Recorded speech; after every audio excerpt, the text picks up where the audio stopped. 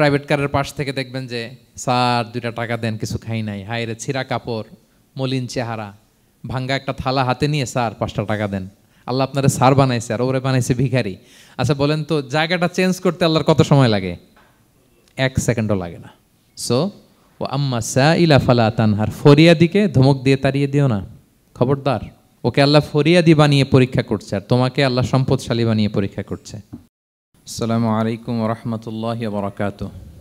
নাহমাদুহু ওয়া নুসাল্লি আলা রাসূলিহিল কারীম, আম্মা বা'দু, ফাআউযু বিল্লাহি মিনাশ শাইতানির রাজীম। বিসমিল্লাহির রাহমানির রাহিম। ওয়াদ-দুহা ওয়াল-লাইলি ইযা সাজা মা ওয়াদ্দা'আকা রাব্বুকা ওয়া মা ক্বালা ওয়ালাল আখিরাতু খায়রুল লাকা মিনাল উলা। সাদাকাল্লাহুল আযীম।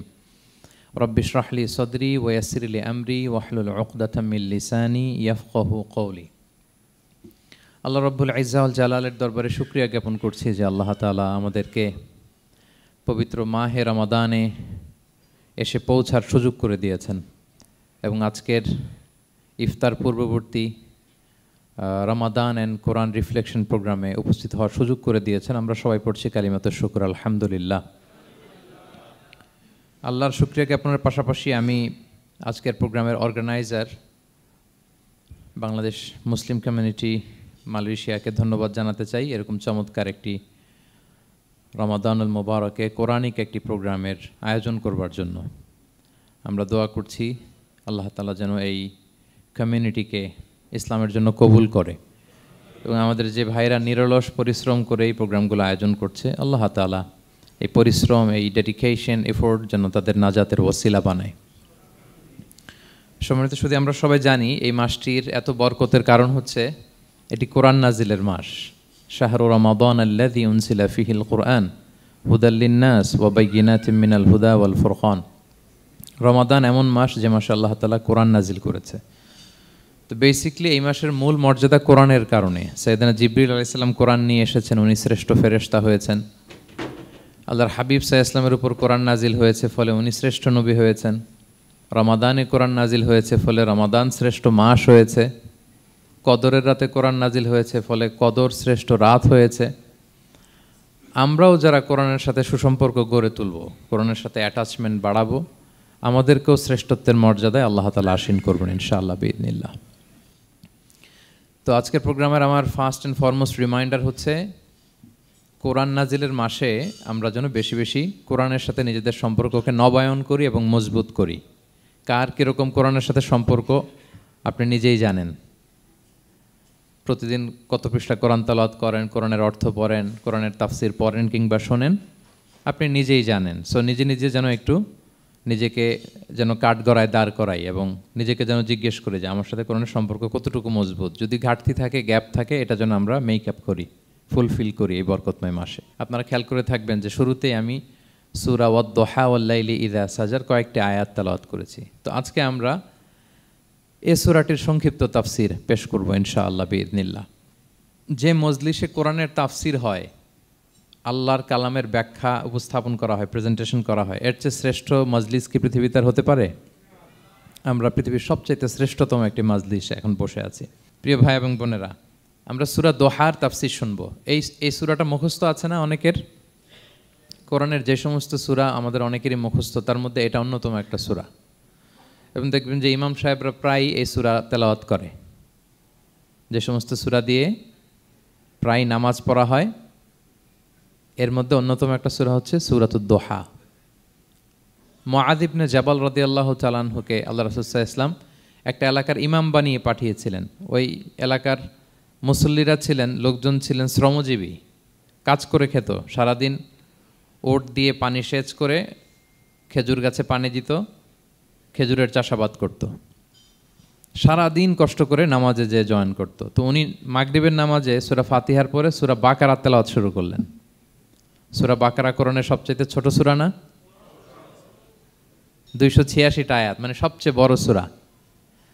তো মাগরিবের সালাত উনি যখন এত লম্বা তেলাওয়াত ধরলেন, মুসল্লিরা আর ইমাম সাহেবের সাথে থাকতে পারতেছে না। কারণ ওনারা তো, ইমাম সাহেবের হয়তো মন ফুরফুরে, উনি পড়তেছেন মনের আনন্দে দরাজ গলায়, কিন্তু মুসল্লিদের তো অবস্থা খারাপ। সারাদিন ওনারা খেতে খামারে কাজ করে আসছে, নামাজ ছেড়ে দিয়ে অনেকে চলে গেছে। একা একা নামাজ পড়ে যে আল্লাহ রাসূল সাল্লাল্লাহু আলাইহি ওয়াসাল্লামের কাছে যে বিচার দিল যে রাসূলুল্লাহ, দেখেন এমন একজন ইমাম আপনি অ্যাসাইন করেছেন আমাদের এলাকায়, মাগরিবের নামাজে উনি সূরা বাকারা পড়ে, আর আমরা হচ্ছে শ্রমজীবী। রাসূল সাল্লাল্লাহু আলাইহি ওয়াসাল্লাম খুব রেগে গেলেন, মুআয ইবনে জাবালকে ডেকে বললেন, হে মুআয, আফাত্তানুন আন্ত, তুমি কি সমাজে ফিতনা ছড়াচ্ছ? তুমি জানো না এরা কারা? তোমার কি সূরা ওয়াদ-দুহা ওয়াল-লাইলি ইযা সাজা মুখস্থ নাই? তোমার কি ওয়াশ-শামসি ওয়া-দুহাহা এটা মুখস্থ নাই? তোমার কি সাব্বিহিসমা রাব্বিকাল আ'লা এই সূরাগুলো তোমার জানা নাই? উনি বললেন জানা আছে। তো এগুলো রেখে দিয়ে মাগরিবের নামাজে কেন সূরা বাকারা ধরলা? তোমার মুসল্লিরা তো শ্রমজীবী মুসল্লি। যখন ইমামের দায়িত্ব হচ্ছে পেছনে কারা আছে এটা খেয়াল করা। অনেক সময় ইমাম সাহেব আল্লাহু আকবার বলে যে নামাজ ধরছে, কি হচ্ছে পেছনে আর খোঁজখবর নাই। আল্লাহর হাবিব সাল্লাল্লাহু আলাইহি ওয়াসাল্লাম কিন্তু এমন ইমাম ছিলেন না, উনি অত্যন্ত বিবেকবোধ সম্পন্ন একজন ইমাম ছিলেন। একবার পেছনে এক বাচ্চার কান্না শুনে উনি নামাজ ছোট করে দিয়েছেন। সবাই বললেন, ইয়া রাসূলুল্লাহ, এত ছোট নামাজ তো কখনো পড়তে দেখি না। তখন রাসূল সাল্লাল্লাহু আলাইহি ওয়াসাল্লাম বললেন, একটা ছোট বাচ্চার কান্নার আওয়াজ আমার কানে এসেছে, আমার মনে হচ্ছে বাচ্চাটাকে সামলাতে নারীদের কাতারে একটা মায়ের খুব কষ্ট হচ্ছে, এজন্য নামাজটা আমি খাটো করে দিয়েছি। দেখেন কি চিন্তা চেতনা, পিছনে কি হচ্ছে সব রাসূল সাল্লাল্লাহু আলাইহি ওয়াসাল্লাম এটা খেয়াল করতেন। তো এই সূরার একটা ফজিলত আপনি জানলেন যে রাসূল সাল্লাল্লাহু আলাইহি ওয়াসাল্লাম সূরা ওয়াদ-দুহা ওয়াল-লাইলি ইযা সাজা এটা তেলাওয়াত করতে বলেছিলেন মুআয ইবনে জাবাল রাদিয়াল্লাহু তাআলা আনহুকে। এটা কোরআনের 93 নম্বর সূরা। কত নম্বর? এটা মাক্কি সূরা, আর নাজিলের ধারাবাহিকতা অনুযায়ী এটা 11তম সূরা। মানে এই সূরার আগে আরো 10টা সূরা নাজিল হয়েছিল, তার মানে মক্কার একেবারে শুরুর দিকে এই সূরাটা নাজিল হয়েছিল। আপনারা জানেন যে এবছর আমার একটা বই এসেছে এক নজরে কোরআন নামে, সেখানে আমি প্রত্যেকটা সূরার সার সংক্ষেপ নিয়ে এসেছি, সংক্ষেপে, খুব সংক্ষেপে। কখনো যদি সুযোগ হয় আপনারা দেখবেন যে প্রত্যেকটা সূরা 5 পৃষ্ঠার মধ্যে আমরা নিয়ে আসার চেষ্টা করেছি। সেখানে এগুলো পাবেন, সূরাটা কয় নাম্বার, নাজিলের ধারাবাহিকতা কখন, তারপর কোরআন শরীফের মধ্যে কখন, এটার ফজিলত কি, এটার সেন্ট্রাল থিম কি, মেজর থিম কি, কজ অ্যান্ড ইফেক্ট কি, সব কেস স্টাডি থেকে শুরু করে রিফ্লেকশন সব আমরা সেখানে উল্লেখ করেছি। তো এই সূরাটা শুরুর দিকে, একেবারে শুরুর দিকে নাজিল হয়েছে। তার আগে মাত্র 10টি সূরা নাজিল হয়েছে।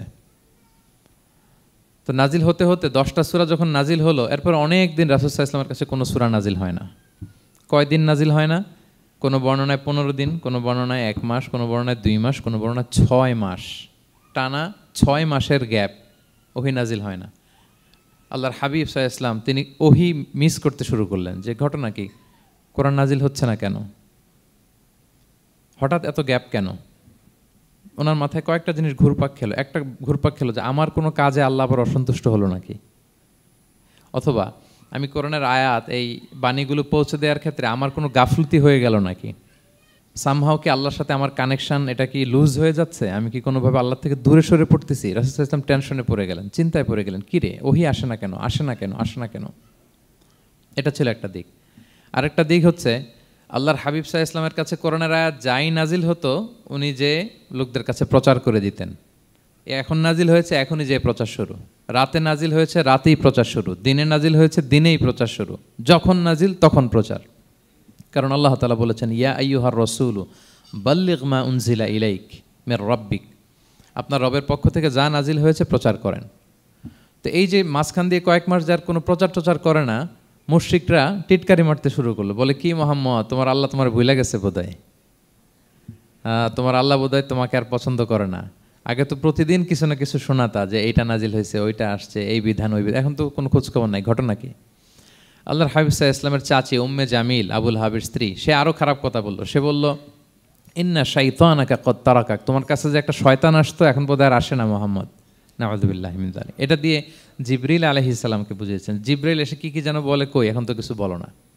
তো রাসূল বলবে কি করে, কারণ তিনি তো মন গড়া কিছু বলতেন না। আল্লাহর হাবিব সাল্লাল্লাহু আলাইহি ওয়াসাল্লাম মনে যা ইচ্ছা হয়, মন গড়া কখনো কিছু বলেছেন?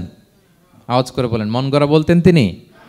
ওমা ইয়ান্তিকু আনিল হাওয়া ইন হুয়া ইল্লা ওয়াহয়ুন ইউহা, আল্লাহর ওহী আসলে সেটা শোনাতেন। তো ওহীও আসে না, উনি শোনাতেও পারে না, ওহীও নাই, উনি শোনাতেও পারে না। এই যে একটা কষ্টকর মুহূর্ত রাসূল সাল্লাল্লাহু আলাইহি ওয়াসাল্লামের, কিরে মাসের পর মাস চলে গেল, ওহী আসতেছে না কেন, আমার কি কোনো ভুল হচ্ছে নাকি, আল্লাহকে আমাকে অপছন্দ করলেন?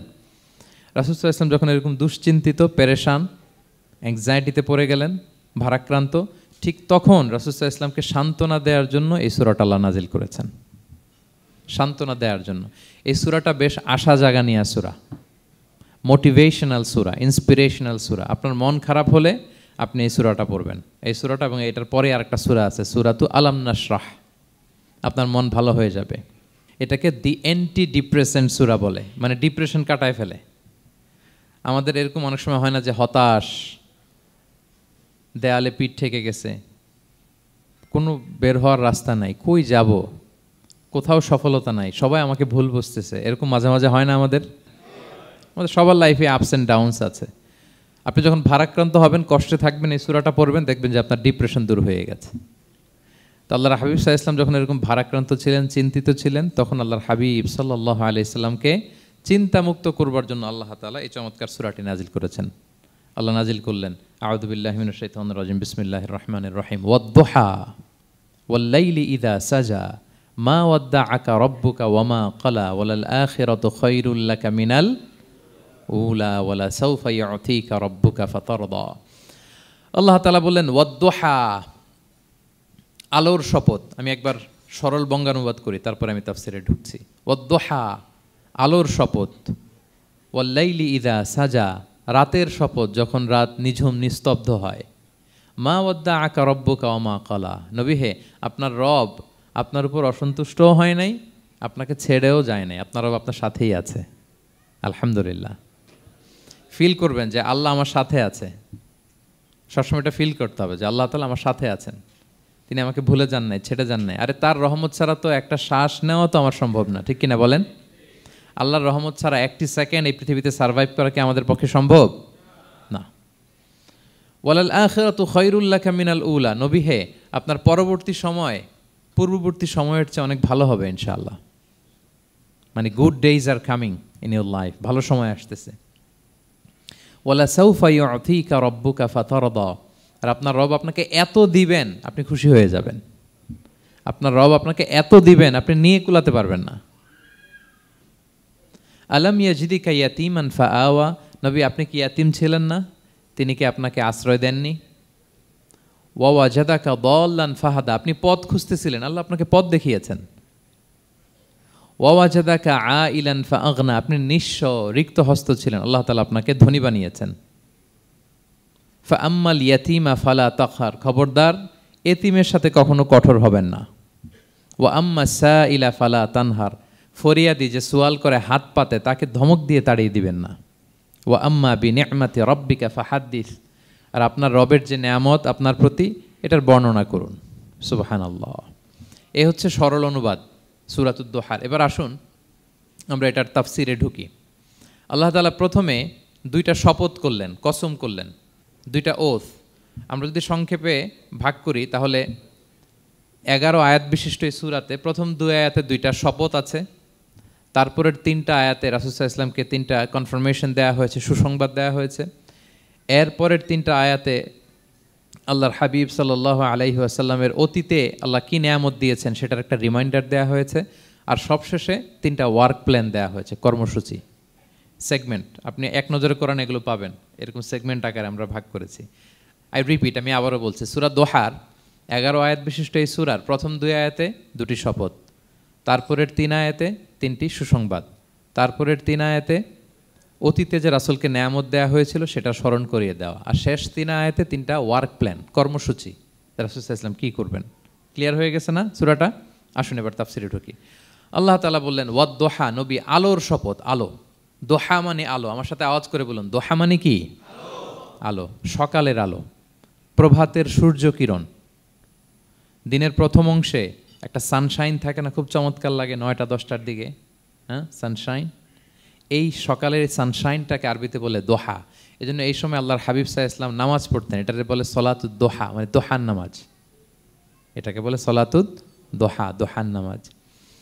তো দেখেন রাসূল সাল্লাল্লাহু আলাইহি ওয়াসাল্লামের মন ভালো করবার জন্য প্রথমে আল্লাহর ওয়ার্ডিংটা দেখেন, আল্লাহ তাআলা কেমন চমৎকার শব্দ চয়েস করেন। প্রথমে আল্লাহ বললেন আলো। আলো বললেই তো মনটা ভালো হয়ে যায়, কি বলেন? এই আলো মানে আশার আলো, সম্ভাবনার আলো, প্রশান্তির আলো। ওয়াদ-দুহা, আলোর শপথ।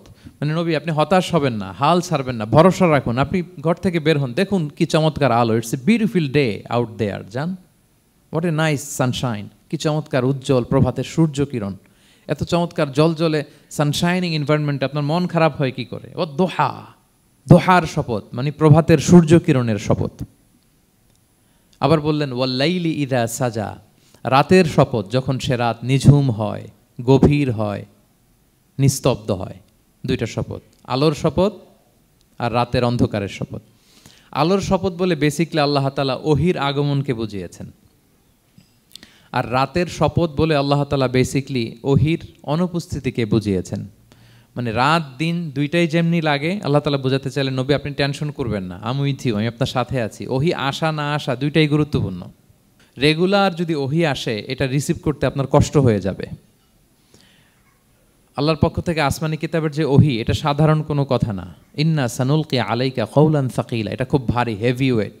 এটা পাহাড়ে নাজিল করলে, লাউ আনজালনা হাযাল কুরআনা আলা জাবাল লারাআইতাহু খাশিআম মুতাসাদ্দিআম মিন খাশিয়াতিল্লাহ, এটা মাউন্ট এভারেস্টের উপর নাজিল করলে পাহাড় ভেঙে খান খান হয়ে যেত।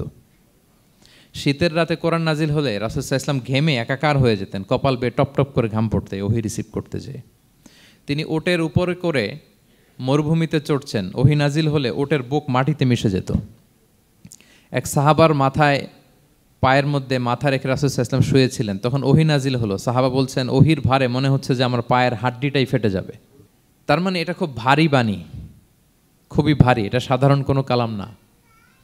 তো এই যে রাসূল সাল্লাল্লাহু আলাইহি ওয়াসাল্লামের কাছে যে ওহি নাজিল হচ্ছিল, এটা যদি রেগুলার নাজিল হয়, এটা রিসিভ করা রাসূল সাল্লাল্লাহু আলাইহি ওয়াসাল্লামের জন্য সহজ হবে না, কঠিন হয়ে যাবে। রেগুলার ওহি নাজিল হলে এটার যে পাওয়ার, প্রেশার, রাসূল সাল্লাল্লাহু আলাইহি ওয়াসাল্লামের স্নায়ু এটা বরদাস্ত করতে পারবে না। তো আল্লাহ বোঝাতে চাইলেন নবী, আমি কাফির রাজা বলে আপনাকে আমি ভুলে গেছি, কখনো না, নেভার এভার। বরং আপনার যাতে একটু রেস্ট হয়, আরাম হয়, আপনাকে একটু কমফোর্ট দেওয়ার জন্য আমি সাময়িকভাবে ইচ্ছে করে ওহিটা বন্ধ রেখেছি। সুবহানাল্লাহ পড়বেন না? আপনার যাতে একটু কমফোর্ট হয়, আপনার যেন একটু আরাম হয়, ওহি রিসিভ করে করে যেন আপনি অভ্যস্ত হতে পারেন, এজন্য আমি ইচ্ছা করে আপনাকে একটু আরাম দেওয়ার জন্য ওহি বন্ধ রেখেছি। সারাদিন যদি, মানে দিনের 24 ঘন্টায় যদি সূর্য থাকে, ভাল লাগবে? আচ্ছা বলেন, 6 মাস টানা সূর্য ভাল লাগবে আপনার? রোদের গরমে আমরা অস্থির হয়ে যাব। তো 12 ঘন্টা সূর্যের আলোর পরে যেমনি রাতের দরকার আছে, আল্লাহ বোঝাতে চাইলেন ওহি নাজিল হওয়ার পাশাপাশি মাঝে মাঝে ওহি ব্রেক দেওয়ার দরকার আছে, ওহি বন্ধ থাকার দরকার আছে। ফলে আপনি হ্যাবিচুয়েটেড হবেন, ওহি রিসিভ করা না করা এটা আপনার জন্য ইজি হয়ে যাবে। যখন আপনি, আপনার জন্য ওকে হয়ে যাবে, তখন আমি লাগাতার ওহি নাজিল করব। তাহলে ওরা যে বলে আমি আপনাকে ভুলে গিয়েছি, না, আমি আপনাকে ভুলি নাই, বরং আপনার আরামের জন্য, খানিকটা সময় আপনাকে বিশ্রামের সুযোগ করে দেওয়ার জন্য আমি আল্লাহ ওহি বন্ধ রেখেছি। সুবহানাল্লাহ। তার মানে আল্লাহ তাআলা নবীকে ভুলেন নাই বা নবী সাল্লাল্লাহু আলাইহি ওয়াসাল্লামের উপর অসন্তুষ্ট হন নাই, ইচ্ছে করে আল্লাহ তাআলা কিছুদিন ওহি বন্ধ রেখেছেন। প্রতিদিন সূর্য থাকলে যেমনি ভাল লাগে না, মানে 24 ঘন্টা, এজন্য 12 ঘন্টা সূর্য দিয়ে আল্লাহ 12 ঘন্টা রাত দিয়েছেন, আমাদের আরামের, বিশ্রামের, ঘুমের আয়োজন করেছেন। ঠিক তেমনি রেগুলার ওহি রিসিভ করলে রাসূল সাল্লাল্লাহু আলাইহি ওয়াসাল্লামের জন্য কষ্ট হয়ে যাবে, এজন্য ইচ্ছে করে আল্লাহ গ্যাপ দিয়েছেন। আল্লাহর হাবিব সাল্লাল্লাহু আলাইহি ওয়াসাল্লামের উপর আল্লাহ অসন্তুষ্ট হননি। এটাই আল্লাহ তাআলা বললেন যে ওয়াদ-দুহা ওয়াল-লাইলি ইযা সাজা, প্রভাতের সূর্য কিরণের শপথ, রাতের নিঝুম নিস্তব্ধ পরিবেশের শপথ। মা ওয়াদ্দাআকা রাব্বুকা ওয়া মা ক্বালা, আপনার রব আপনারে ভুলেও যায় নাই, আপনারে ছেড়েও যায় নাই, আপনার উপর নাখোশও হয় নাই। সুবহানাল্লাহ। আপনার রব আপনার সাথেই আছে, এটা সবসময় ফিল করবেন যে আমার রব আমার সাথে আছে। এটা ফিল করলে আপনার মধ্যে যে সাহস আসবে, আপনি কল্পনাই করতে পারবেন না যে এত এনার্জি আপনার ভিতরে আসলো কি করে। আপনারা খেয়াল করেছেন, বছর খানিক আগে ভারতবর্ষের আমাদের এক বোনের সামনে কিছু সন্ত্রাসী, ওরা জয় শ্রীরাম জয় শ্রীরাম বলতেছিল, মনে আছে? কিন্তু আমার ওই বোন মুস্কান কি বলছিল বলেন তো? তার এক আল্লাহু আকবারে from north to south, from east to west, the entire globe প্রকম্পিত হয়েছে। আমরা সবাই পড়েছি আল্লাহু আকবার, সবাই আমরা কি পড়েছি? আল্লাহু আকবার। কারণ সে ফিল করেছে যে আল্লাহ আমার সাথে আছে। মনকে তুমি বুঝিয়ে বলো আল্লাহ আছেন আমার সাথে, এটা ফিল করতে হবে।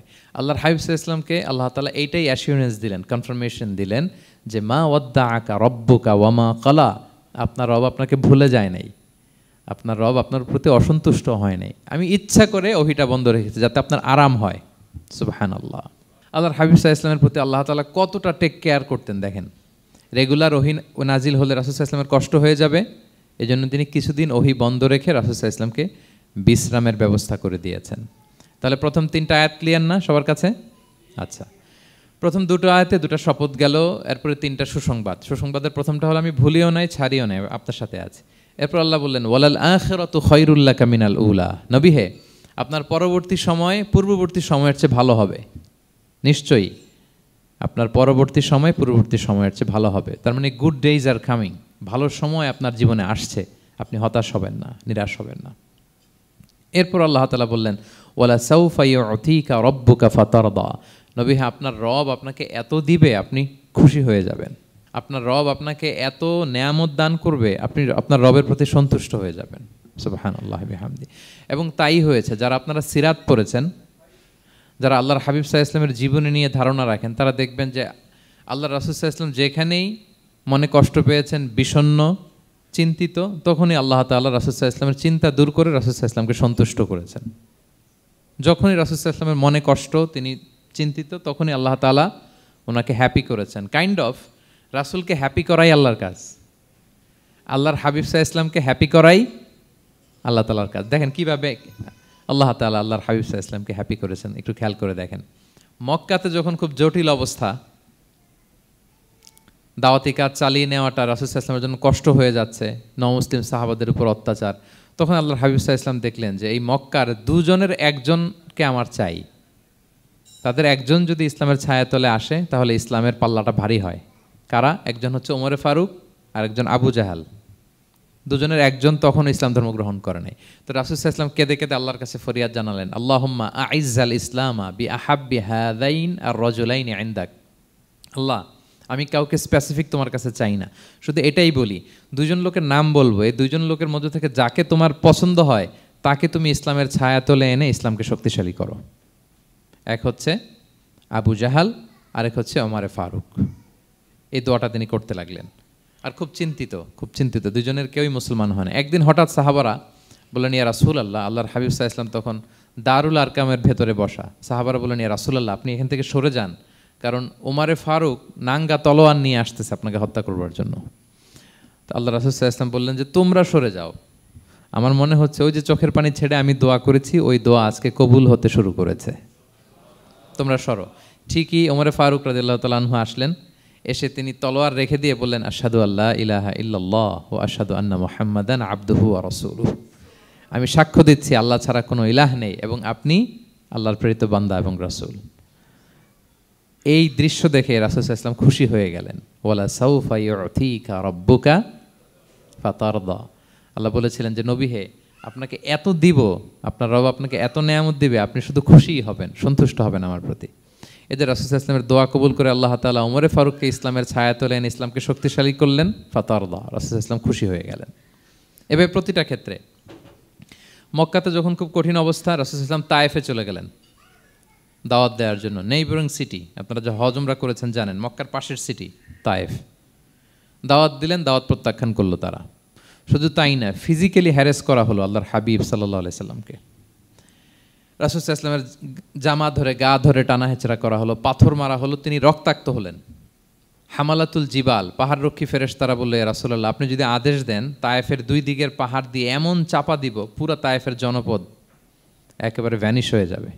আল্লাহর হাবিব সাল্লাল্লাহু আলাইহি ওয়াসাল্লাম বললেন, না, আমি আশা করি তাদের পরবর্তী নেক্সট জেনারেশনের কেউ না কেউ পড়বে লা ইলাহা ইল্লাল্লাহ মুহাম্মাদুর রাসূলুল্লাহ। তাই হয়েছে। এখন তায়েফে যান, শুধু মসজিদ আর মসজিদ, মসজিদ আর মসজিদ। কি চমৎকার পরিবেশ! তায়েফে গেলে মনেই হবে না আরব দেশ। বৃষ্টি হয় প্রতিদিন, অনেক চাষাবাদ হয়, চমৎকার এলাকা, রাসূল সাল্লাল্লাহু আলাইহি ওয়াসাল্লামের দোয়ার বরকত। তো তায়েফবাসী দাওয়াত প্রত্যাখ্যান করলো। রাসূল সাল্লাল্লাহু আলাইহি ওয়াসাল্লাম গায়ের রক্ত পরিষ্কার করে নাখলা নামক খেজুরের বাগানে যায়েদ রাদিয়াল্লাহু তাআলা আনহুকে ফজরের নামাজ পড়তেছিলেন। আল্লাহর হাবিব সাল্লাল্লাহু আলাইহি ওয়াসাল্লাম যখন ফজরের সালাতে তেলাওয়াত করতে লাগলেন, একদল জিন পাশ দিয়ে যাচ্ছিল, তারা তাদের এলাকায় যেয়ে বলল, ইন্না সামি'না কুরআনান আজাবা ইয়াহদি ইলা রুশদি ফাআমান্না বিহি। জিনেরা আগে আকাশের উপরে ওঠে, ফেরেশতারা কি বলে চুরি করে শুনে আসতো। হঠাৎ জিনেরা আর উপরে যেতে পারে না, উপরে যেতে চাইলেই ফাআতবাআহু শিহাবুন সাকিব, আগুনের পাথর মারা হয়। ঘটনা কি? সব জিনেরা বৈঠক বসালো। ঘটনা কি? আগে কত তথ্য আগেই জেনে যেতাম, জেনে গণকদেরকে বলতাম, গণকরা আমাদেরকে ধন্যবাদ জানাইতো। তো এখন তো আসমানের সিকিউরিটি এত বেড়ে গেল কেন? কারণ কি? ওই যে শেষ নবী আসার কথা যে মনে হয় চলে আসছে, দেখো তো কোথায় আসছে উনি। খুঁজতে খুঁজতে খুঁজতে একদল ওই দিন ফজরের সময় আল্লাহর হাবিব সাল্লাল্লাহু আলাইহি ওয়াসাল্লাম রক্তাক্ত হয়ে ফজরের সালাত যখন পড়তেছেন, ওই কোরআন তেলাওয়াত শুনে তারা এলাকায় যেয়ে বলল যে ইন্না সামি'না কুরআনান আজাবা, এক আজীব কোরআন শুনে আসছি, ইয়াহদি ইলা রুশদি, এই কোরআন মানুষকে হেদায়েতের পথে নিয়ে যায়। ফা আমান্না বি, আমরা ঈমান এনে ফেললাম। সুবহানাল্লাহ পড়েন। তো রাসূল সাল্লাল্লাহু আলাইহি ওয়াসাল্লাম তো এটা জানেন না। আল্লাহ তাআলা জিবরাইল মারফত জানালেন যে হে নবী, আপনি এসেছিলেন ম্যানকাইন্ডকে দাওয়াত দিতে তায়েফের, তারা দাওয়াত গ্রহণ করে নাই, ম্যানকাইন্ড রিজেক্ট করেছে। কিন্তু আরেকটা জাতি আছে যাদেরকে আপনি দেখেন না, তাদেরকে বলে জিন কাইন্ড, মানে জিন জাতি। পুরো জিন জাতি কালিমা পড়ে মুসলমান হয়ে গিয়েছে নবী। বলে সাউফা ইউতিকা রাব্বুকা ফাতারদা, নবী আপনার রব আপনাকে এত নেয়ামত দিবেন আপনি খুশি হয়ে যাবেন। নবী সাল্লাল্লাহু আলাইহি ওয়াসাল্লাম ওইখানে আবার খুশি হয়ে গেলেন, রক্তাক্ত, ইনজুর্ড। কিন্তু যখন শুনলেন মানুষ জাতি তারা ঈমান আনে নাই, কিন্তু জিন জাতি তারা ঈমান এনেছে, আল্লাহর হাবিব সাল্লাল্লাহু আলাইহি ওয়াসাল্লাম আবার আনন্দিত হলেন। তাহলে আল্লাহর হাবিব সাল্লাল্লাহু আলাইহি সাল্লামকে আনন্দিত করাই হচ্ছে আল্লাহর কাজ, খুশি রাখাই হচ্ছে আল্লাহর কাজ। সুবহানাল্লাহি বিহামদি। আল্লাহর হাবিব সাল্লাল্লাহু আলাইহি সাল্লামের বয়স যখন 50 বছর, ওনার কাছের দুজন আত্মীয় মারা গেল। ওনার প্রিয়তমা স্ত্রী খাদিজা রাদিয়াল্লাহু তাআলা আনহা ইন্তেকাল করলেন, ওনার প্রিয় চাচা আবু তালেব ইন্তেকাল করলেন। দুজনই শেল্টার দিত, একজন ঘরে একজন বাইরে। আবু তালেবের কারণে কেউ রাসূল সাল্লাল্লাহু আলাইহি সাল্লামের গায়ে হাত তোলার সাহস পায় নাই। তো উনি যখন ইন্তেকাল করলেন, রাসূল সাল্লাল্লাহু আলাইহি সাল্লাম বিপদে পড়ে গেলেন। সারাদিন কাফেরদের বকা ঝকা গালি খেয়ে ঘরে যখন আসতেন, খাদিজা রাদিয়াল্লাহু তাআলা আনহার কথা শুনলে ওনার হৃদয়টা প্রশান্ত হয়ে যেত। তো বাইরের চাচাও নাই, ভেতরের স্ত্রীও নাই, দুজনই মারা গেলেন ওই বছর। ওই বছরকে বলা হয় আমুল হুজন, মানে দুশ্চিন্তার বছর। এত ভারাক্রান্ত আল্লাহর হাবিব সাল্লাল্লাহু আলাইহি সাল্লাম হলেন, চিন্তিত হলেন, মনটা ভেঙে খান খান। আল্লাহ তাআলা কিন্তু ঠিকই বুঝেন যে তার হাবিবকে কখন হ্যাপি করতে হবে। আল্লাহ তাআলা তখন সাইয়েদনা জিবরাইল আলাইহিস সালামকে পাঠালেন যে যাও, আমার বন্ধুকে আর পৃথিবীতে থাকার দরকার নাই, আমার বন্ধুকে ঊর্ধ্ব জগতের নৈশ ভ্রমণের ইনভাইটেশন দিয়ে আসো, মানে মেরাজের ইনভাইটেশন দিয়ে আসো। পড়েন সুবহানাল্লাহ। সুবহানাল্লাযী আসরা বিআবদিহি লাইলাম মিনাল মসজিদিল হারামি ইলাল মসজিদিল আকসা, মসজিদে হারাম থেকে মসজিদুল আকসায়, তারপরে উপরে সুম্মা দানা ফাতাদাল্লা ফাকানা কাবা কাউসাইনি আও আদনা। আল্লাহর আরশে চড়ে গেলেন, জান্নাত জাহান্নাম দেখিয়ে, নতুন কিছু গিফট দিয়ে, তার পেয়ারা হাবিবের মন ভালো করে এরপরে আবার দুনিয়ায় পাঠালেন। ওয়ালা সাউফা ইউতিকা রাব্বুকা ফাতারদা, নবী হে আপনাকে এত নেয়ামত দিব, আপনি শুধু খুশিই হবেন আর সন্তুষ্ট হবেন। সুবহানাল্লাহ। এবার বুঝতে পারতেছেন কিভাবে আল্লাহর হাবিবকে আল্লাহ তাআলা খুশি করেছেন। মক্কায় আর থাকতে পারতেছেন না, এমন অবস্থা যে কোনো সময় আল্লাহর হাবিব সাল্লাল্লাহু আলাইহি ওয়াসাল্লামকে হত্যা করা হবে। আল্লাহ তাআলা আল্লাহর হাবিবের জন্য নতুন জায়গার ব্যবস্থা করে দিলেন, তওবা কিংবা তাইবা, যেটাকে আমরা মদিনা বলি। তিনি মদিনায় গেলেন, আবার রাসূল সাল্লাল্লাহু আলাইহি ওয়াসাল্লামের হৃদয় প্রশান্ত হলো। কিন্তু মদিনায় যে তিনি কাবাকে মিস করতে আরম্ভ করলেন। আল্লাহর হাবিব সাল্লাল্লাহু আলাইহি ওয়াসাল্লাম নবী হওয়ার পরে টানা 14 বছর কিবলা ছিল কিন্তু বাইতুল মাকদিস। কিন্তু মক্কায় যখন তিনি ইবাদত করতেন, তিনি বাইতুল মাকদিসের দিকেই হয়েই নামাজ পড়তেন, কিন্তু সামনে কাবাটারে রাখতেন। কথা বুঝতে পেরেছেন? মক্কায় যখন তিনি নামাজ পড়তেন 13 বছর, কিবলা যেহেতু বাইতুল মাকদিস, বাইতুল মাকদিসের দিকেই হয়ে নামাজ পড়তেন, কিন্তু মাঝখানে রাখতেন কোনটারে? কাবাকে। তাহলে কেমন যেন কাবাই তার সামনে। আচ্ছা, কিন্তু মদিনায় যখন গেলেন, এখন তো আর সুযোগ নাই, কাবা একদিকে, বাইতুল মাকদিস আরেক দিকে, এখন কাবাকে আর সামনে রাখা যাচ্ছে না। মিস করতে লাগলেন কাবাকে। আর প্রত্যেক নামাজের পরে আকাশের দিকে তাকায় থাকেন, ইস আল্লাহ যদি আয়াত নাজিল করে আমার জন্মস্থান যে মক্কা, আমার পূর্বপুরুষ ইব্রাহিম আলাইহিস সালামের যে ওই কাবার দিকে যদি কিবলাটা ঘুরাই দিত, কতই না ভালো হতো। আল্লাহ বলেন যে আপনি যে কদ নারা তাকাল্লুবা ওয়াজহিকা ফিস সামা, নবী আপনি যে আকাশের উপর চেহারা উঠিয়ে মনে মনে কি চান আমি তো বুঝি। আল্লাহর হাবিব সাল্লাল্লাহু আলাইহি ওয়াসাল্লামকে খুশি করার জন্য আল্লাহ আয়াত নাজিল করলেন, ফাওয়াল্লি ওয়াজহাকা শাতরাল মসজিদিল হারাম। নবী হ্যাঁ, আপনাকে খুশি করার জন্য নতুন বিধান নাজিল করলাম। এখন থেকে, ফ্রম রাইট নাও, আপনি যখনই নামাজ পড়বেন এখন থেকে কাবামুখী হয়ে আপনি সালাত আদায় করবেন। তাহউইলুল কিবলা, কিবলা পরিবর্তন হয়ে গেল। সুবহানাল্লাহি ওয়া বিহামদি। আপনারা মসজিদে নববীর পাশে মদিনাতে একটা মসজিদ দেখবেন, এটাকে বলে মসজিদ যুল কিবলাতাইন। এমন মসজিদ যে মসজিদে এক নামাজে 2 কিবলা শেয়ার করা হয়েছিল। মানে এই আয়াত যখন নাজিল হলো, আল্লাহর হাবিব সাল্লাল্লাহু আলাইহি ওয়াসাল্লামের সাথে একজন নামাজ পড়ে যে ওই মসজিদে যে দেখে কিছু লোক নামাজ পড়তেছে ওই বাইতুল মাকদিসের দিকে হয়ে, কারণ তখন পর্যন্ত ওইটাই কিবলা। তিনি নামাজরত অবস্থায় এদেরকে বললেন যে তোমরা তো জানো না এই মাত্র আয়াত নাজিল হয়েছে, কিবলা কিন্তু আর ওই দিক নাই, ডাইরেকশন চেঞ্জ, এদিকে হয়ে যাও। তো ইমাম সহ মুসল্লি সব ঘুরে নামাজের মধ্যে ওইদিকে হয়ে গেছে। তাহলে একই নামাজে 2টা কিবলা শেয়ার করা হয়েছে, ফলে তখন থেকে মসজিদের নাম হয়ে গেছে মসজিদ যুল কিবলাতাইন, 2 কিবলাওয়ালা মসজিদ। তাহলে দেখেন আল্লাহর হাবিব সাল্লাল্লাহু আলাইহি ওয়াসাল্লামকে খুশি করার জন্য আল্লাহ তাআলা কিবলা চেঞ্জ করে দিছে। সুবহানাল্লাহ বলতে পারলেন না? এভাবে যখনই আল্লাহর হাবিব সাল্লাল্লাহু আলাইহি ওয়াসাল্লাম বিষণ্ণ, চিন্তিত, মন খারাপ, ওনার মন ভালো করার দায়িত্ব নিয়েছে কে? জিব্রাইল এসে শোনাতে লাগলো, আগের জামানায় কেউ 500 বছর 700 বছর হায়াত পেয়েছে। বনি ইসরাইলের অনেক মুজাহিদ 1000 বছর জেহাদ করেছে। কয় হাজার বছর জেহাদি করছে? 1000 বছর। আমরা হায়াত পাই কয় বছর? আমাদের হায়াত কয় বছর অন অ্যান অ্যাভারেজ? 60-70। আল্লাহর হাবিব সাল্লাল্লাহু আলাইহি ওয়াসাল্লাম এটাই বলেছেন যে আমার উম্মতি মা বাইনা 60 ইলা 70, আমাদের গড় আয়ু 60 থেকে 70। ওয়া আকাল্লুহুম মা ইয়াজুযু যালিক, আর সামান্য অল্প সংখ্যকই মানুষ এটাকে ক্রস করতে পারে। এই কথা শুনে যে আগের উম্মত 1000 বছর জেহাদ করছে, এটা শুনে রাসূল সাল্লাল্লাহু আলাইহি ওয়াসাল্লাম আবার কাঁদতে আরম্ভ করলেন, হায় রে আমার গুনাহগার উম্মতের কি হবে? আমার উম্মত তো 60-70-ই শেষ, আমার উম্মতের কি হবে? আবার চিন্তিত, আবার কান্নাকাটি। তখন আল্লাহ তাআলা নাজিল করলেন, ইন্না আনজালনাহু ফি লাইলাতিল কদর ওমা আদরাকা মা লাইলাতুল কদর লাইলাতুল কদরি খায়রুম মিন আলফি শাহর। নবী আপনি কাঁদবেন না, ওদেরকে হায়াত দিছি বেশি, কদর দেই নাই। আপনার উম্মতকে হায়াত কম দিছি, কিন্তু আপনার উম্মতের জন্য আমি লাইলাতুল কদর রেখে দিয়েছি। এক কদরের রাতে আবাদত করলে খায়রুম মিন আলফি শাহর, 1000 মাস আবাদত করলে যে পরিমাণ সওয়াব, অতটুকু না, খায়ের এর চেয়ে বেশি সওয়াব আল্লাহ তাআলা আপনার উম্মতের আমলনামায় দিয়ে দিবেন। আবার আল্লাহর হাবিব সাল্লাল্লাহু আলাইহি ওয়াসাল্লাম মন ভালো হয়ে গেল। ওয়ালা সাউফা ইউতিকা রাব্বুকা, সবাই বলেন ওয়ালা সাউফা ইউতিকা রাব্বুকা ফাতারদা। নবী হে এত দিব, আপনি শুধু হ্যাপি হবেন, হ্যাপি। এরপরে বদরের যুদ্ধে বিজয় দান করলেন, মক্কা বিজয় দান করলেন, তাবুক যুদ্ধে বিজয় দান করলেন।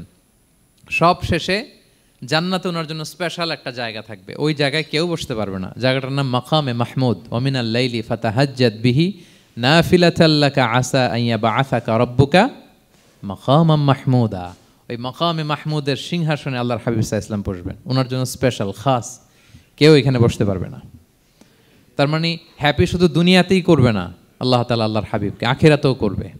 আল্লাহর হাবিব সাল্লাল্লাহু আলাইহি ওয়াসাল্লামকে কাউসার দেয়া হবে, ইন্না আতাইনা কাল কাউসার। হে নবী আপনাকে কাউসার দিয়েছি, এমন হাউজে কাউসার যে হাউজে কাউসারের সামনে পান পেয়ালা, যেটা দিয়ে পানি নিয়ে আপনি উম্মতকে খাওয়াবেন, এটার সংখ্যা আকাশের তারা যত বেশি তার চেয়েও বেশি। হাউজে কাউসারের পানি এটা দুধের চেয়েও সাদা, বরফের চেয়েও ঠান্ডা, মধুর চেয়েও মিষ্টি। এক ঢোক যে খাবে চিরকালের জন্য তার গলা থেকে তৃষ্ণা মিটে যাবে। He will never ever be thirsty again.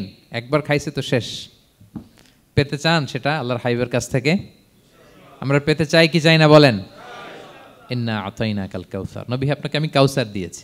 সব শেষে আল্লাহর হাবিব সাল্লাল্লাহু আলাইহি ওয়াসাল্লাম সুপারিশ করার অনুমতি পাবেন, যেদিন কেউ সুপারিশ করতে পারবে না। সবাই বলবে নফসি নফসি নফসি নফসি, থার থার করে কাঁপবে। এক একজন নবী, ইব্রাহিম আলাইহিস সালাম, ঈসা আলাইহিস সালাম, মুসা আলাইহিস সালাম থার থার করে কাঁপবে।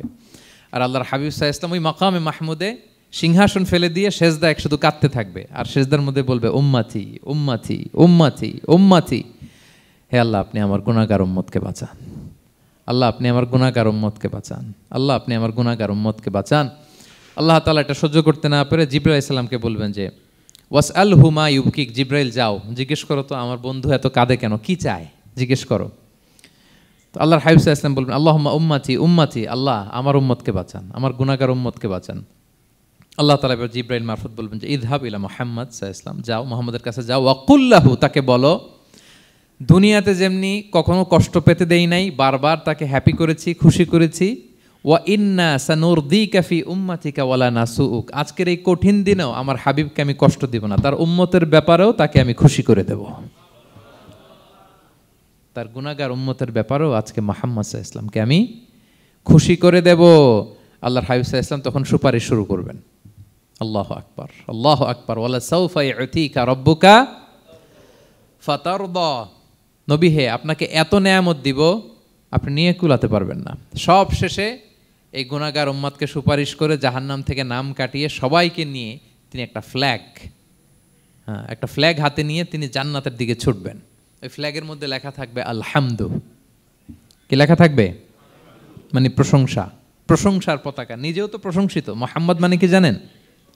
মুহাম্মদ মানে কি? প্রশংসিত। এই কারণে মুহাম্মদ সাল্লাল্লাহু আলাইহি ওয়াসাল্লামকে মক্কার লোকেরা গালি দিয়েও শান্তি পেত না। মানে যদি বলি এই প্রশংসিত লোকটা খারাপ, কথাটা হইল? প্রথমে আগে বলা লাগে কি? প্রশংসিত। মুহাম্মদ মানে কি? তো এই জন্য মক্কার লোকেরা রাসূল সাল্লাল্লাহু আলাইহি ওয়াসাল্লামকে মুহাম্মদ না বলে ডাকতো মুদাম্মাম, মানে নিন্দিত।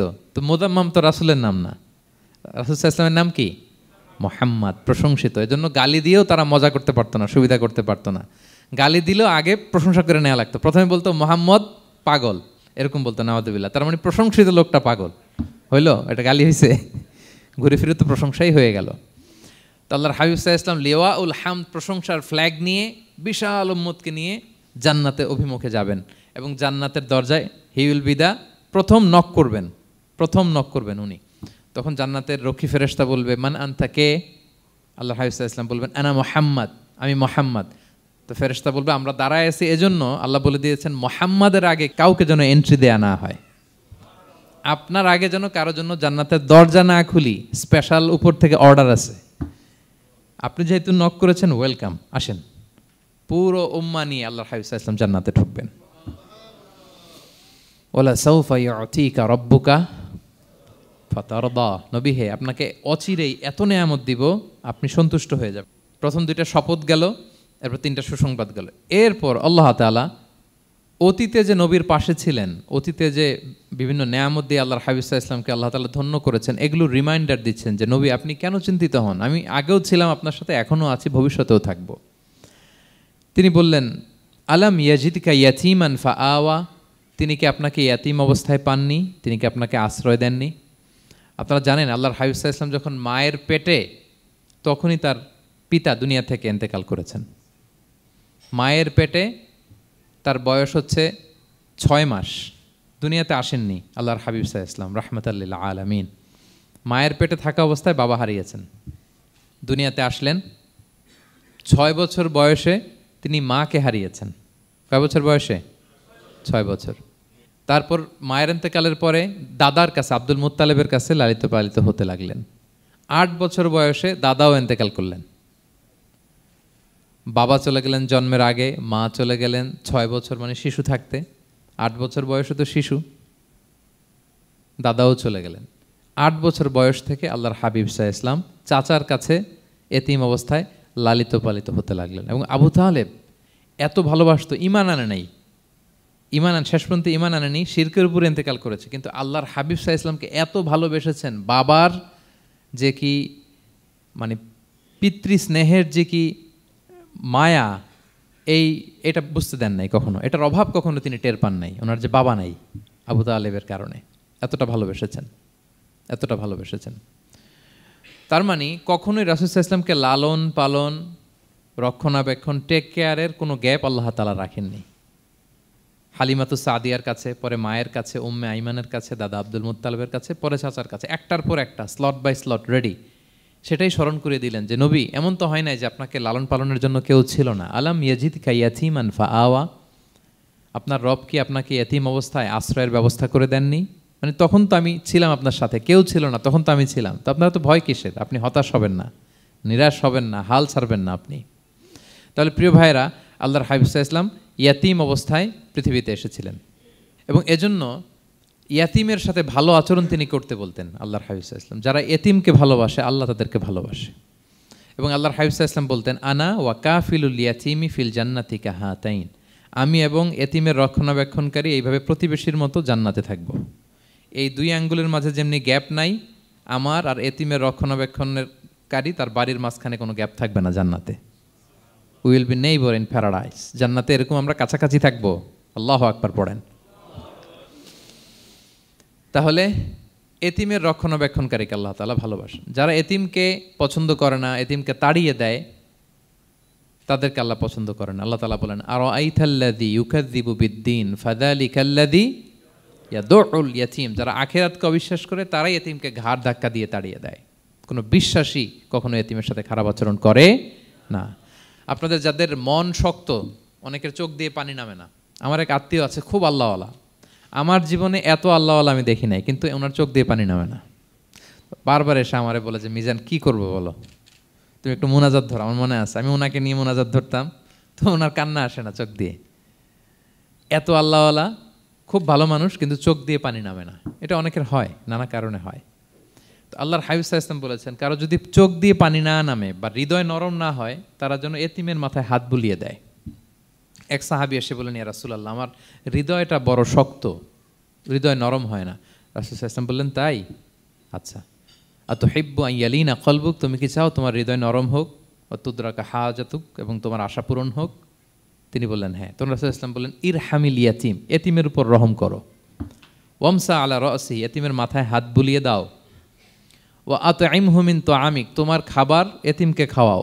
তালিনু কলবুক, তোমার অন্তর নরম হবে। তুদরাকা হাজাতুক, তোমার ইচ্ছা পূরণ হবে। তাহলে হৃদয় যদি শক্ত থাকে, কার মাথায় হাত বুলাবেন? বুলাইছেন কখনো? হ্যাঁ, বুলিয়েছেন? খুঁজে খুঁজে হাত বুলাবেন। বাংলাদেশে তো অনেক অরফেনেজ আছে, অনাথ আশ্রম, ওখানে যাবেন। সুযোগ হলে একদিন যে একটু লাঞ্চ করলেন ওদের সাথে বসে, ডিনার করলেন, একসাথে খেলেন, ওদের মাথায় হাত বুলিয়ে দিলেন, সাধ্যমতো কিছু উপহার হাতে তুলে দিলেন, আপনার ইচ্ছা পূরণ হবে আর আপনার হৃদয় নরম হবে ইনশাআল্লাহ। আর এতিমকে আদর করা মানে নবী সাল্লাল্লাহু আলাইহি ওয়াসাল্লামের প্রতি ভালোবাসা দেখানো, কারণ আমার নবী এতিম হয়ে বড় হয়েছেন। এতিমের প্রতি ভালোবাসা প্রকারান্তরে নবী সাল্লাল্লাহু আলাইহি ওয়াসাল্লামের প্রতি ভালোবাসা দেখানো হয়, কারণ আমার নবী এতিম হয়ে বড় হয়েছেন। সুবহানাল্লাহ। কিন্তু তার বিপরীতে আমরা সমাজে কি দেখি? এতিমের মাথায় হাত বুলানো তো দূরের কথা, এতিমের সম্পদও খেয়ে ফেলে অনেকে। হ্যাঁ, এরকম আছে না? এতিমের সম্পদ দেদারসে গিলতেছে। কি যে আমাদের চিন্তাধারা! দেখবেন যে লোকটা এতিমের সম্পদ গিলে, ওরা রোজা অবস্থায় এক ঢোক পানি গিলাতে পারবেন কিনা দেখেন। যে বলেন একটু পানি খান তো, যে খাবে না, কেন? হারাম। তো ওই হারাম কিন্তু গিলতেছে ইচ্ছা মতো। রোজা অবস্থায় এক ফোঁটা আপনি পানি গিলাতে পারবেন না, এরে কেন? হারাম।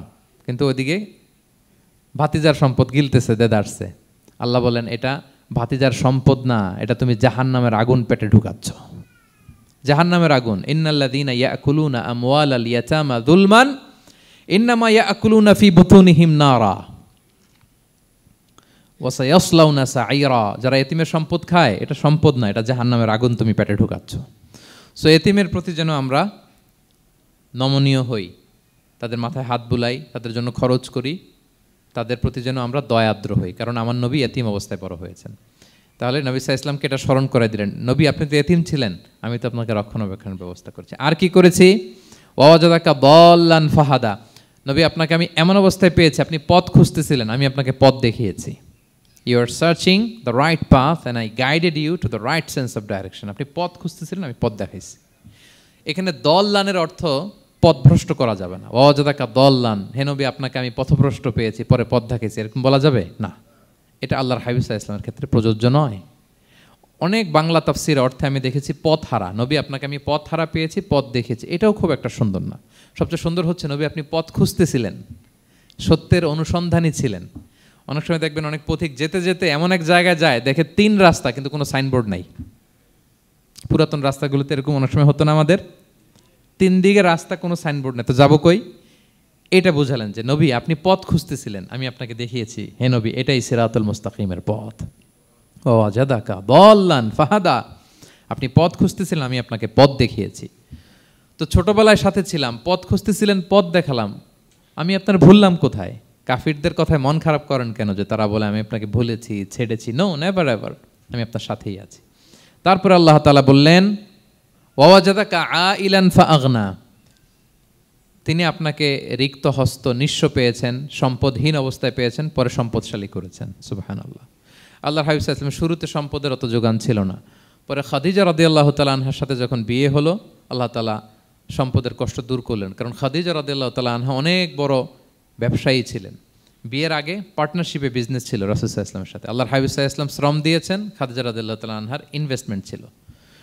তো ওই শ্রমে খাদিজা রাদিয়াল্লাহু তাআলা আনহার এক বান্ধবী, তিনি এমন প্রশংসা করলেন এসে আল্লাহর হাবিব সাল্লাল্লাহু আলাইহি ওয়াসাল্লামের ব্যাপারে যে এমন লোক আমি দেখি নাই, ওনার কথা বার্তা, চলন, কথন, ডিলিং সব আলাদা। পুরো কাফেলার মধ্যে উনি একরকম, পুরো কাফেলা আরেক রকম। এই কথা শুনে তো খাদিজা রাদিয়াল্লাহু তাআলা আনহা আকৃষ্ট হলেন যে এরকম একজন সৎ লোকই তো আমার চাই। প্রস্তাব দেয়া হলো, চাচাদের কাছে বিয়ে হয়ে গেল। এবং বিয়ের পরে খাদিজা রাদিয়াল্লাহু তাআলা আনহা নারীদের মধ্যে সর্বপ্রথম শাহাদা বাক্য পড়ে মুসলমান হয়েছিলেন। নিজের সব সম্পদ আল্লাহর হাবিব সাল্লাল্লাহু আলাইহি ওয়াসাল্লামের পায়ের সামনে এনে দিয়ে দিলেন, ইয়া রাসূলুল্লাহ আমার সম্পদ মানে আপনার সম্পদ, ইসলামের জন্য যত মনে চায় আপনি খরচ করেন। ওয়াজাদাকা আইলান ফাআগনা, আপনাকে আল্লাহ নিঃস্ব পেয়েছেন, সম্পদের ব্যবস্থা করে দিলেন। পরবর্তীতে মদিনায় যে খায়বার যুদ্ধের পরে অনেক সম্পদের ব্যবস্থা আল্লাহ তাআলা করে দিয়েছিলেন। তাহলে ছোটবেলায় ইয়াতিম ছিলেন, আল্লাহ টেক কেয়ার করলেন। পথ খুঁজতেছিলেন, আল্লাহ পথ দেখায় দিলেন। আর্থিক সমস্যা ছিল, এটাও আল্লাহ দূর করে দিলেন। এবার আল্লাহ তাআলা বিষ্ণু ঈসা ইসলামকে 3টা ওয়ার্ক প্ল্যান দিবেন, কর্মসূচি। 1 নম্বর কর্মসূচি হচ্ছে ফাআম্মাল ইয়াতীমা ফালা তাকহার। নবী খবরদার এতিমের সাথে কখনো কঠোর আচরণ করবেন না। 1 নম্বর কর্মসূচি, কারণ আপনিই তো এতিম ছিলেন। এতিমের দুঃখ আপনি না বুঝলে বুঝবে কে? এতিমের সাথে কখনো কঠোর হবেন না।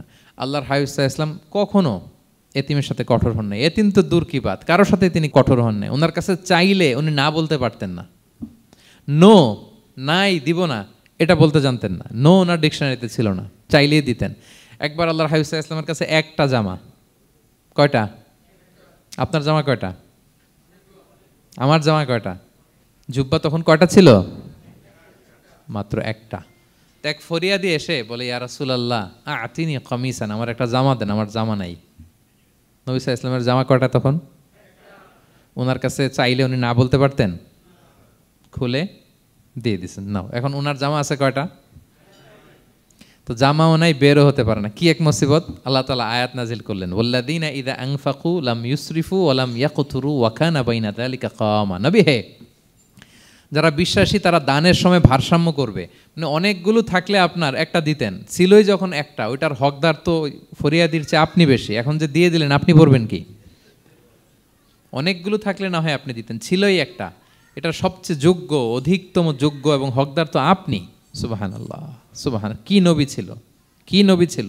না বলতে পারতেন না, মানুষকে ফিরিয়ে দিতে জানতেন না।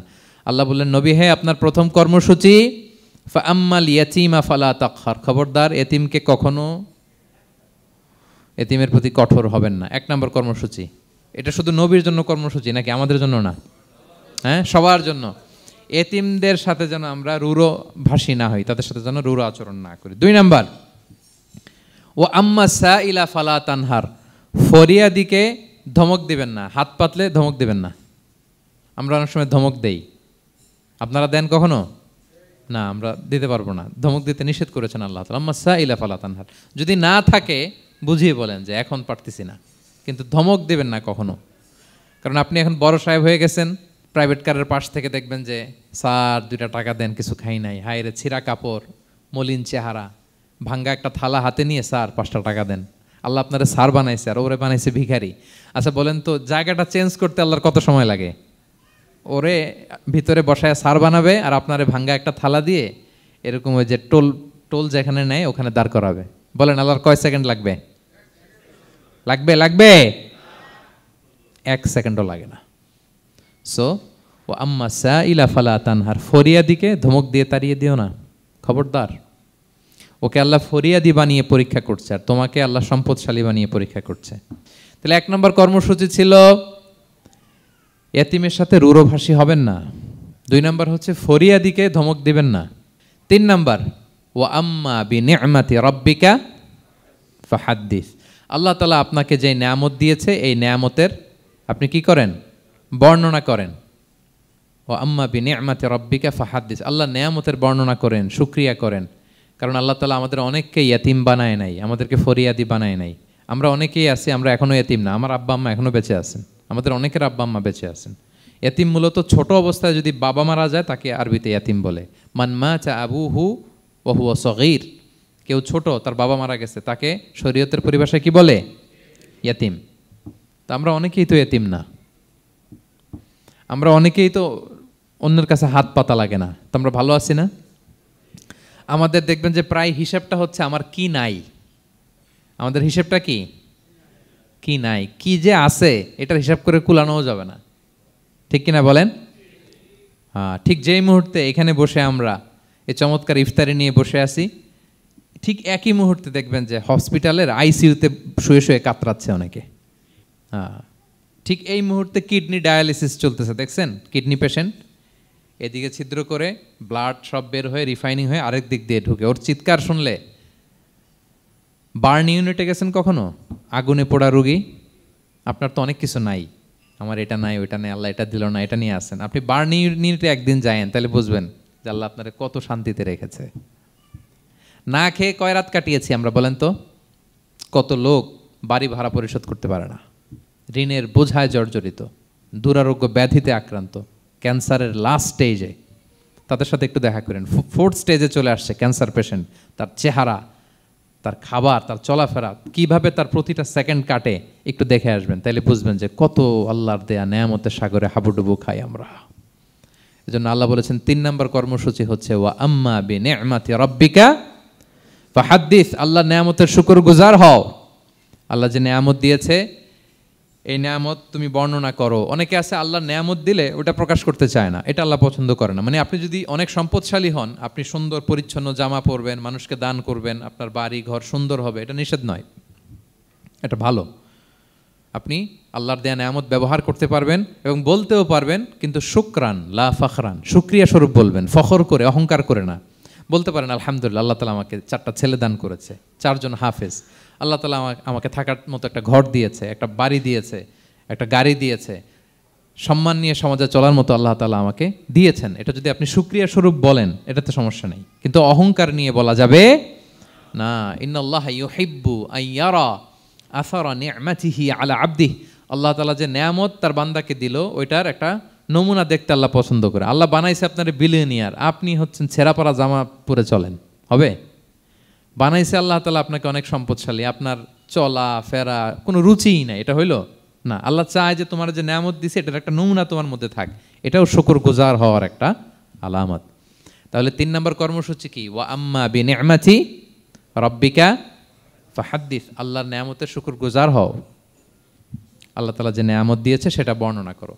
তাহলে প্রিয় ভাইয়েরা, সূরাতুদ দোহা এটা হচ্ছে একটা মোটিভেশনাল সূরা, আশা জাগানিয়া সূরা, অ্যান্টি ডিপ্রেশন বলি আমি এই সূরাটাকে। ডিপ্রেশন থাকলে চলে যাবে, কারণ ওয়ালাল আখিরাতু খায়রুল লাকা মিনাল উলা, হে নবী আপনার পরবর্তী সময় আপনার পূর্ববর্তী সময়ের চেয়ে ভালো। সবসময় আশাবাদী হবেন।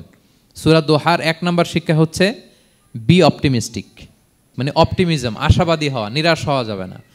বিশ্বাসীদের, মুমিন মুসলিমের ডিকশনারিতে হতাশা নিরাশা নাই, আমার ডিকশনারিতে অন্তত নাই, আপনাদের আছে কিনা জানি না। আজকে থেকে বলেন আপনাদের ডিকশনারিতে হতাশা নিরাশা রাখবেন?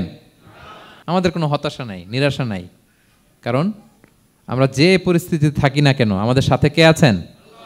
লা তাহজান ইন্নাল্লাহা মা'ানা, চিন্তিত হয়ো না, আল্লাহ আমার সাথে আছেন। আল্লাহ আমার সাথে আছেন বললেই দেখবেন মুস্কানের মতো এক তাকবীর আপনার মুখ দিয়ে বেরোচ্ছে, এমন এনার্জি বেরোচ্ছে, গোটা বিশ্ব আপনি জয় করে ফেলবেন তখন। এটাই আমাদের সবচেয়ে বড় পাওয়ার। আমাদের সাথে কে আছে? ইন্নাল্লাহা মা'ানা, আল্লাহ তাআলা আমাদের সাথে আছেন। তাহলে সূরা দোহার আজকের তাফসীরের 1 নম্বর লেসন হচ্ছে optimism. Believer should be optimistic always. বিশ্বাসীরা আশাবাদী হয়, নিরাশ হয় না, হতাশ হয় না, হাল ছাড়ে না। বিশ্বাসীরা ভরসা রাখে এক মহান সত্তার উপর। আওয়াজ করে বলেন তো তিনি কে? আল্লাহর উপর ভরসা রাখে, আমরা নিরাশ হই না। 2 নাম্বার শিক্ষা হচ্ছে গ্রেটফুলনেস, কৃতজ্ঞতা। আপনার জীবনে অনেক কিছু আছে, নাই নাই বলবেন না, শুধু কমপ্লেইন করবেন না। অনেকে দেখবেন শুধু অভিযোগ, এটা নাই ওইটা নাই, এই পাইলাম না, ওর আছে এটা, ওর, আমার সাথে কেন এমন হয়, আমার সাথে শুধু আমার সমস্যা। এগুলো যারা বলে তাদেরকে আল্লাহ নেয়ামত আরও ছিনিয়ে নেয়। বরং যারা অল্প পেয়েও বলে আলহামদুলিল্লাহ, তাদেরকে নেয়ামত দেওয়ার ধারাবাহিকতা আল্লাহ তাআলা অব্যাহত রাখেন। সব অবস্থায় আলহামদুলিল্লাহ, যে কোনো পরিস্থিতিতে, যে কোনো অবস্থায় কি বলবো আমরা? আপনি খেয়াল করে দেখেন না যে আপনার কি কি আছে, কত কিছু যে আপনার আছে, অবাক করা। 3 নাম্বার কাইন্ডনেস। 3 নম্বর লেসন হচ্ছে কাইন্ডনেস, দয়া। আমরা যেন অন্যের প্রতি দয়াশীল হই। আপনি অন্যের প্রতি দয়ালু হলে আপনার প্রতি দয়ালু হবো কে?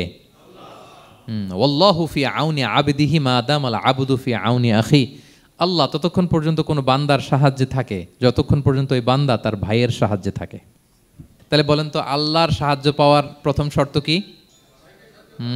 অন্যের জন্য সাহায্যের হাত বাড়িয়ে দেওয়া। তাহলে মনে থাকবে তো? নাকি এতিমকে ধাক্কা দিয়ে বের করে দিবেন? ফরিয়াদিকে ধমক দিবেন একটা? বড় সাহেব তো আপনি, বড় স্যার, খবরদার।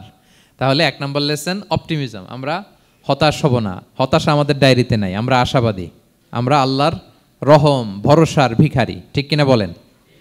2 নম্বর লেসন হচ্ছে গ্রেটফুলনেস। আমরা সবসময় আল্লাহর প্রতি শুকরগুজার হব, কৃতজ্ঞ হব। আল্লাহর হাবিব সাল্লাল্লাহু আলাইহি ওয়াসাল্লাম বলতেন, আল্লাহুম্মা জাআলনি সাবুরা ওয়া জাআলনি শাকুরা ওয়া জাআলনি ফি আইনি সগীরা ওয়া ফি আয়ুনিন নাসি কাবীরা। আল্লাহ আপনি আমাকে ধৈর্যশীল বান্দা বানান, আপনি আমাকে শুকরগুজার বানান। আল্লাহ আমার চোখে আমাকে ছোট বানান, আল্লাহ গোটা বিশ্বের মানুষের চোখে, জনতার চোখে আমাকে বড় বানান। আওয়াজ করে পড়েন আমিন। এই দোয়াটা বেশি বেশি পড়বেন। আর সব শেষে আমরা যেন কাইন্ড হতে পারি, অন্যের প্রতি দয়ালু হতে পারি। যে রহম করে সে রহম প্রাপ্ত হয়, যে অন্যকে দয়া দেখায় সে আল্লাহর পক্ষ থেকে দয়া পায়। আল্লাহ তাআলা আমাদের সবাইকে কথাগুলো বোঝার ও আমল করার তৌফিক দান করুক। হাযা মা ইনদি ওয়াল ইলমু ইনদাল্লাহি আলাইহি তাওয়াক্কালতু ওয়া ইলাইহি উনীব। আসসালামু আলাইকুম ওয়া রাহমাতুল্লাহি ওয়া বারাকাতুহু।